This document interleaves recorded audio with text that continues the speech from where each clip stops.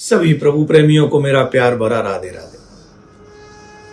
आज हम इस वीडियो में चर्चा करेंगे देवसैनी एकादशी की। देवसैनी एकादशी है, ये बहुत महत्वपूर्ण है। जो लोग एकादशी व्रत करते हैं उनके लिए भी, और जो लोग एकादशी व्रत नहीं करते हैं उनके लिए भी ये बहुत महत्वपूर्ण है वीडियो।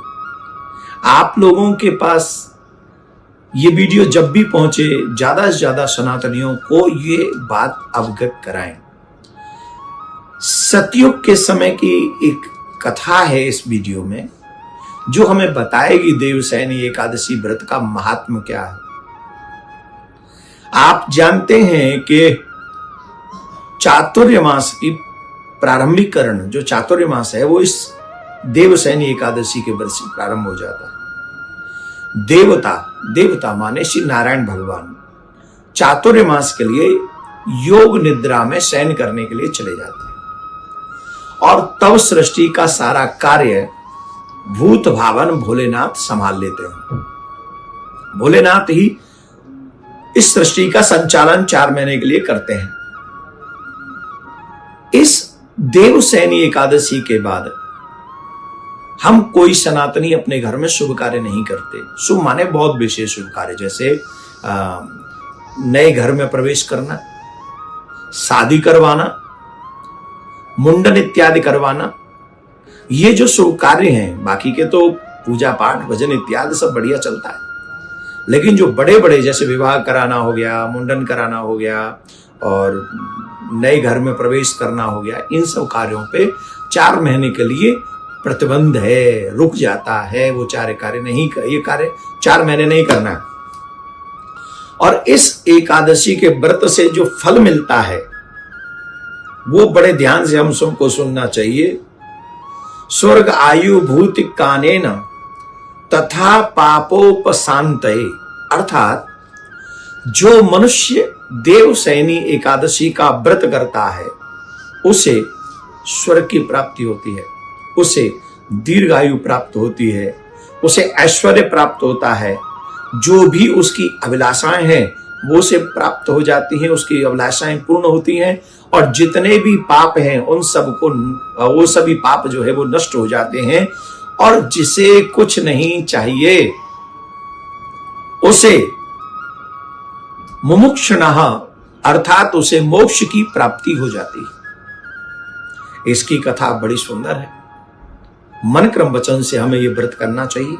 प्रातः काल उठकर स्नान करें, स्नान के बाद सूर्य को जल देकर संकल्प लें। हो सके तो 10वीं की रात्रि से ही अन्न ग्रहण न करें, हो सके तो निर्जला रहें, निर्जला ना हो सके तो जल के साथ रहें या पेय पदार्थ के साथ रहें। असुविधा हो तो फल इत्यादि ग्रहण करें, फलाहार करें, एक समय ही करें। दूसरा,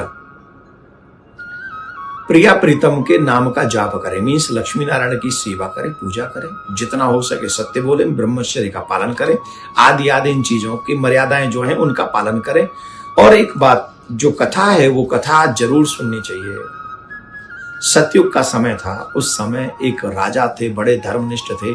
उन राजा का नाम था मानधाता। अचानक से क्या हुआ कि मानधाता बड़े धार्मिक राजा थे, उनकी प्रजा बड़ी सुखी थी, बड़ा आनंद में थी। अचानक से क्या हुआ कि उनके राज्य में अकाल पड़ गया और कई सालों तक बारिश नहीं हुई। और बारिश नहीं हुई, ये तो शास्त्रों में ऐसा कहा जाता है कि जब राज्य में प्रजा दुखी हो तो इसका मतलब है कि राजा के पापों को भी प्रजा को भोगना पड़ता है।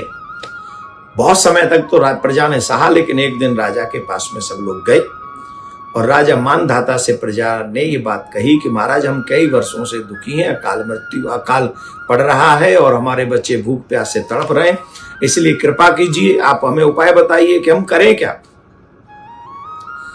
प्रजा की प्रार्थना सुनकर राजा ने कहा कि शास्त्रों में वर्णित है कि यदि कोई राजा अधर्म का अनुसरण करे उसका दंड उसकी प्रजा को भुगतना पड़ता है। मैं अपने भूत और वर्तमान पर गहरा चिंतन करता हूं, लेकिन मुझे फिर भी ऐसा कोई पाप याद नहीं आ रहा जो मैंने पाप किया हो जिसके कारण मेरी प्रजा दुख पा रही हो। बहुत दुखी मन से प्रजा के कुछ लोगों को लेकर राजा मानधाता वन की ओर में गए, और वन में जब वो पहुंचे तो वहां पर एक ऋषि को उन्होंने देखा। वो ऋषि अंगिरा के आश्रम में पहुंचे और ऋषि अंगिरा को साष्टांग दंडवत किया। ऋषि ने पूछा, राजन क्यों दुखी हो, क्या परेशानी, क्या हो गया? तो राजा ने कहा, महाराज मेरी प्रजा दुखी है, अकाल पड़ रहा है, अन्न जल इत्यादि की अभाव हो गया है और इससे मैं बहुत दुखी हूं। तो अंगिरा ऋषि ने एक रीजन बताया कि ऐसा रीजन हुआ है। उस रीजन की चर्चा भी हम नहीं करेंगे क्योंकि प्रसंग बड़ा हो जाएगा। लेकिन राजा से कहा, तुम इस रीजन को ऐसे मिटाओ। तो उन्होंने कहा, महाराज मैं करने में असमर्थ हूं। बोले, तो एक काम करो, जब तुम वो नहीं कर सकते हो तो हमारे कहने से एक काम करो। बोले, क्या करना? बोले, तुम्हें देवसैनी एकादशी का व्रत करना है। मन क्रम वचन से जब देवसैनी एकादशी का व्रत तुम करोगे तो तुम्हारी मनोकामना पूर्ण होगी। और राजा ने ऋषि के बताए हुए मार्ग पर चलकर मन क्रम वचन से देवसैनी एकादशी का व्रत किया, द्वादशी के दिन पारायण किया और उनके इस व्रत से, प्रजा के इस व्रत से सभी लोग बड़े देवता प्रसन्न हुए, चकाचक वर्षा हुई, अन्न धन इत्यादि खूब चकाचक हो गया। और इस देवसैनी एकादशी के व्रत का फल उस समय सतयुग में भी प्राप्त हुआ। तो बताइए, सतयुग में जब एक व्रत का इतना बड़ा फल है तो कलयुग में तो इसका फल कई गुना ज्यादा बढ़ जाएगा। तो इसलिए हम लोगों को मन क्रम वचन से प्रिया कांजू की सेवा करते रहते हुए, मन क्रम वचन से भजन करते हुए, सत्कर्म करते हुए देवसैनी एकादशी का व्रत करना चाहिए, जो है 6 तारीख को, 6 जुलाई को देवसैनी एकादशी का व्रत है। और 7 जुलाई को इसका पारायण होगा। और पारायण का समय हम आपको बता देते हैं 5:34 से 8:44 तक। और कहीं कहीं सूर्य के उदय और उदय होने में थोड़ा बहुत समय का इधर उधर 2-4 मिनट हो सकती हैं। तो वो अपने सूर्योदय के हिसाब से आप लोग देख लें और भगवान का भजन करें, कीर्तन करें। वैसे रात्रि में जागरण करना चाहिए, फिर भी आपका जो मन हो खूब ज्यादा से भजन करें और प्रिया प्रीतम को मनाएं। मैं प्रिया कांजू से प्रार्थना करता हूं, प्रिया कांजू आपको, आपके परिवार को सुख शांति समृद्धि प्रदान करे। राधे राधे।